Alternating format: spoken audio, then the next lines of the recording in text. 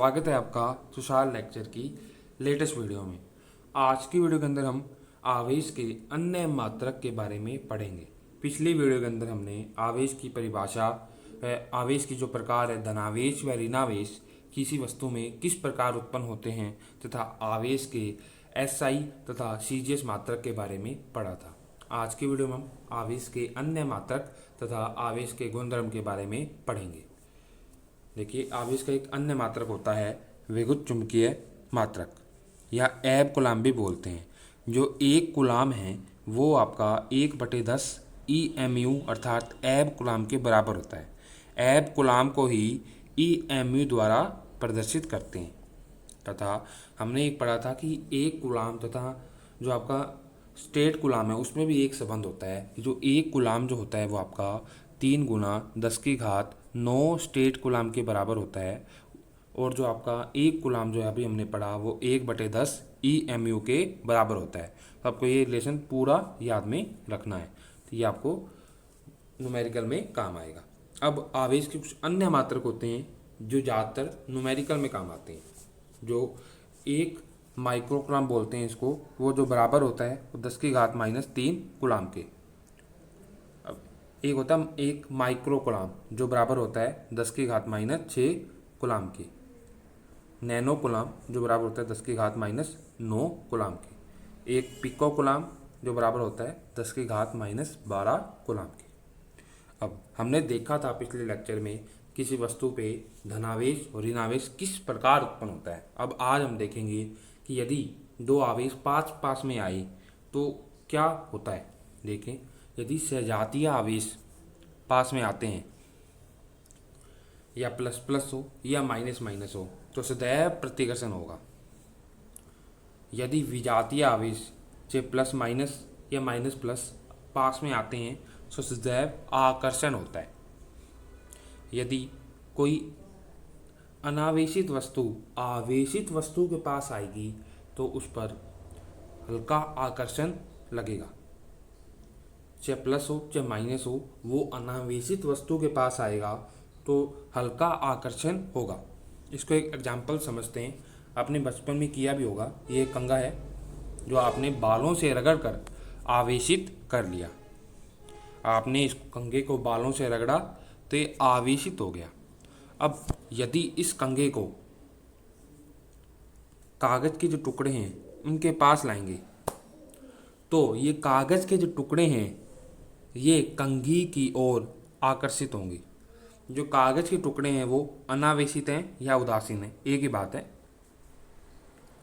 तो ये अनावेशित कागज के टुकड़े आवेशित कंघी के पास आकर्षित होंगे। अर्थात कोई भी आवेशित वस्तु और अनावेशित वस्तु में हल्का आकर्षण होता है। तो हमने अभी क्या पढ़ा कि जब सजातीय आवेश आते हैं तो प्रतिकर्षण होगा, जब विजातीय आवेश होते हैं जब आकर्षण होता है।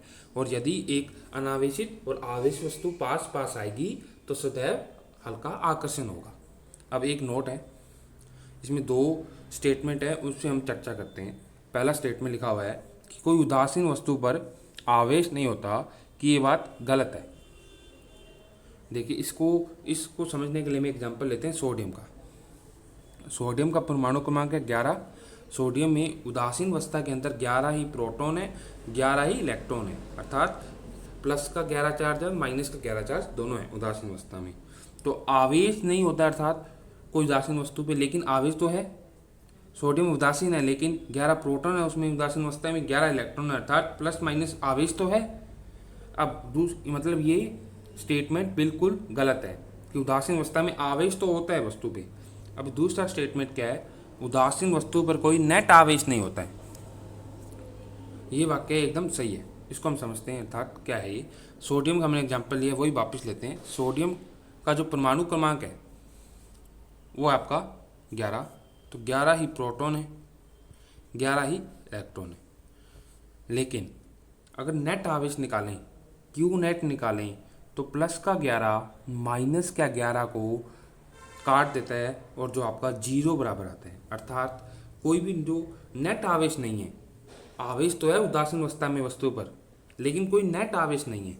इसको क्लोरीन के एग्जांपल समझते हैं। क्लोरीन पे उदासीन अवस्था में 17 प्रोटॉन है, 17 इलेक्ट्रॉन है, लेकिन जो क्यू नेट निकालेंगे तो प्लस का 17 माइनस 17 जीरो के बराबर आ जाएगा। अर्थात कि जो उदासीन वस्तु में कुल धनावेश जो होता है वो कुल ऋणावेश के बराबर होता है। इस वजह से जो नेट आवेश है वो जीरो होता है, कोई नेट आवेश नहीं होता है। तो आपको ये समझ में आएंगे होंगे दोनों वाक्य। अब हम आगे चलते हैं, आगे हम पढ़ेंगे आवेश के गुणधर्म के बारे में। आवेश का जो पहला गुणधर्म है वो है योज्यता। योज्यता का मतलब, योज्य मतलब जोड़ होता है वैसे तो, लेकिन आवेश से इसका क्या संबंध है कि एक एग्जांपल लेते हैं कि हमने ये एक वस्तु ली जिसके अंदर प्लस का 10 कूलाम, माइनस का 11 कूलाम, प्लस का 20 कूलाम आवेश है। अब मैं आपको कहूँ इस वस्तु पर नेट आवेश क्या है वो बताइए।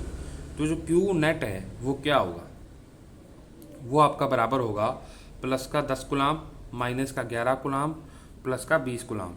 जो इसका जो आंसर है वो आपका हो जाएगा प्लस का 19 कूलाम।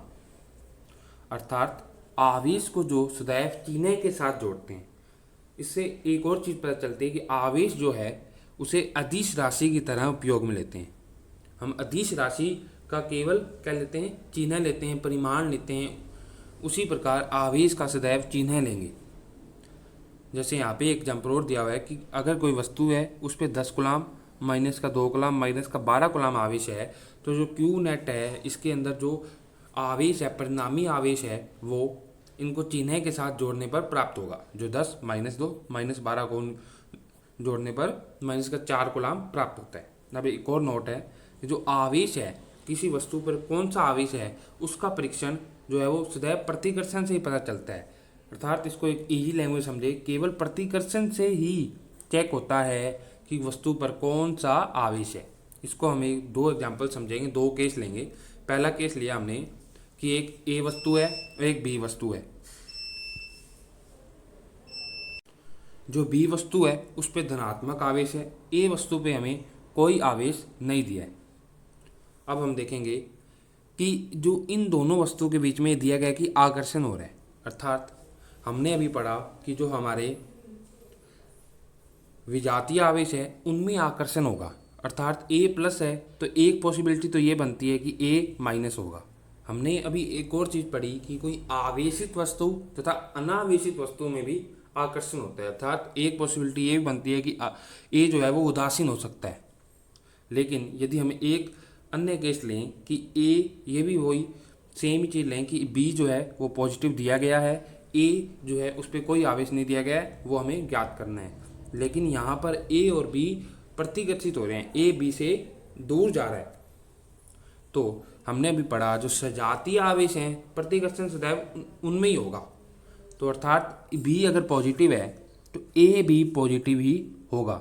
अर्थात प्रतिकर्षण से हम पूरा एग्जैक्ट पता लगा सकते हैं कि वस्तु पे कौन सा आवेश है, लेकिन आकर्षण से हमें दो पॉसिबिलिटी मिलेंगी, दो नए केस प्राप्त होंगे। तो इस जो नोट है इसका यही मतलब है कि जो प्रतिकर्षण है उससे एग्जैक्ट पता लगाया जा सकता है कि किस वस्तु पे कौन सा आवेश है। आगे हम अब देखेंगे आवेश संरक्षण का नियम। इसके लिए हमें एक एग्जाम्पल लेते हैं। सोडियम की अभिक्रिया है Cl के साथ क्लोरीन के साथ Na प्लस की अभिक्रिया Cl माइनस के साथ कराते हैं तो NaCl बनता है। ये एक विलगित निकाय की अभिक्रिया। अब विलगित निकाय क्या होता है पहले वो देखते हैं। विलगित निकाय क्या होता है, जैसे माना ये आपका सिस्टम है और ये होता है परिवेश।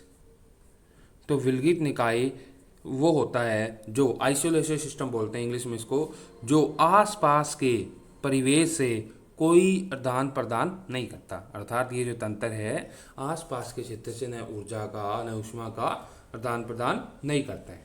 अब देखते हैं, हमने ये चार्ट बनाया है। ये जो अभिक्रिया है हमारी, इस अभिक्रिया में अभिक्रिया से पूर्व एक धनावेश था, लेकिन अभिक्रिया के पश्चात जो कोई भी धनावेश नहीं है। कुल ऋणावेश देखें अभिक्रिया से पूर्व तो एक -1 Cl का था और अभिक्रिया के पश्चात कोई ऋणात्मक आवेश नहीं है। अब कुल आवेश देखेंगे तो यहाँ पे 2 आवेश हैं, लेकिन यहाँ पे कोई भी चार्ज नहीं है NaCl के ऊपर। अगर नेट आवेश देखेंगे तो +1 -1 कट के 0 आएगा और यहाँ पर कोई आवेश है ही नहीं तो 0। अर्थात कोई भी अभिक्रिया होती है तो उसमें प्रक्रिया से पूर्व आवेश या अभिक्रिया से पूर्व आवेश और अभिक्रिया से पश्चात आवेश सदैव बराबर होते हैं। अर्थात इससे एक चीज़ तो पता चलती है कि आवेश जो है उसे न उत्पन्न किया जा सकता है न नष्ट किया जा सकता है, केवल एक वस्तु से दूसरी वस्तु में स्थानांतरित किया जा सकता है। अर्थात आवेश सदैव संरक्षित रहता है, आवेश सदैव संरक्षित रहेगा, आवेश को न उत्पन्न किया जा सकता है न नष्ट किया जा सकता है, बस एक वस्तु से दूसरी वस्तु में स्थानांतरित किया जा सकता है। इस एग्जाम्पल से देख सकते हैं, इसमें हम जो अभिक्रिया से पूर्व जो धनावेश ऋणावेश थे वो अभिक्रिया के पश्चात नहीं थे, लेकिन जो नेट आवेश है वो दोनों बराबर हैं। नेट आवेश जो है सदैव संरक्षित रहेगा, जो धनावेश ऋणावेश हैं वो संरक्षित रह भी सकते हैं नहीं भी रह सकते हैं, लेकिन जो नेट आवेश है वो सदैव संरक्षित रहेगा। जो अभिक्रिया से पूर्व था वही अभिक्रिया से पश्चात रहेगा। इसे ऊर्जा संरक्षण का नियम जो है उसी प्रकार ही आवेश का संरक्षण का नियम है। ऊर्जा संरक्षण के नियम में हमने पढ़ा था कि ऊर्जा को न उत्पन्न किया जा सकता है न नष्ट किया जा सकता है, उसी प्रकार आवेश को भी न उत्पन्न नहीं किया जा सकता न नष्ट किया जा सकता है, बस एक वस्तु से दूसरी वस्तु में स्थानांतरित किया जा सकता है। और जो आवेश सदैव संरक्षित रहता है और जो नेट आवेश हैं वो बराबर रहते हैं। आई होप आपको समझ में आया होगा। आज की वीडियो में इतना ही। आने वाले वीडियो के अंदर हम आवेश के अन्य गुणधर्म के बारे में चर्चा करेंगे। Thanks for watching. Please subscribe the channel, share the video, like the video.